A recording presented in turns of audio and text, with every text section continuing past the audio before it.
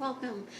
Today we're going to do a little painting, and I'm going to use the canvas that I had gessoed over.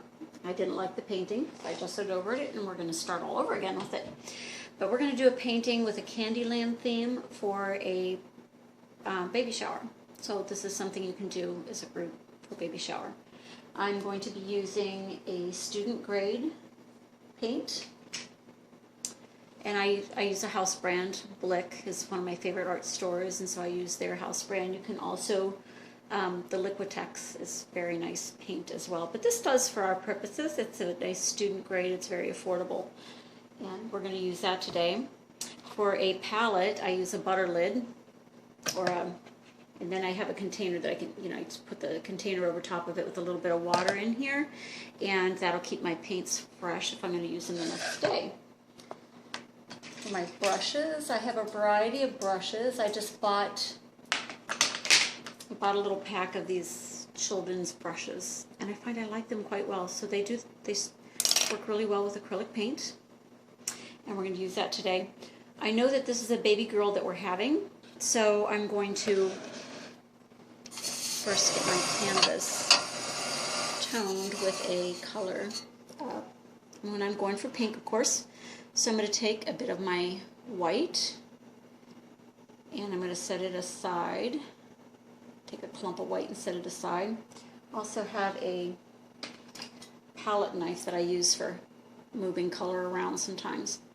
And I'm going to take that white, and I'm going to take a little bit of this red, and I'm using a primary red. Just keep it simple. And we can mix, but I usually use my brush to mix this up. And I just keep mixing it as I go. And I've got a nice little pink there with a primary red and a white. And I'm just going to glop that on my canvas. And we're just going to tone it. I've seen a lot of people use water and thin it out and just give it a little tone. I've heard people use airbrush medium to thin out their acrylics. But I'm not even thinning these out. I'm just going at it, plopping it right there on the canvas. And if it's a little streaky, that's even better. It's just more interesting. So we're going to spend some time and get this whole thing covered with the pink, and then we'll come back and do the next step. So go ahead and work on that. And now I've grabbed my painting and I flipped it around so I could get the bottom half of it. But now what I've done is I've left it a little bit darker at the bottom, kind of like an ombre, and let it lighten up as it goes up to the top. This, I don't know if I'll keep this as we go on. Sometimes I end up painting over it. But for now, my thought is I have a little bit of weight here at the bottom with this darker color, so that helps it feel a little more bottom heavy.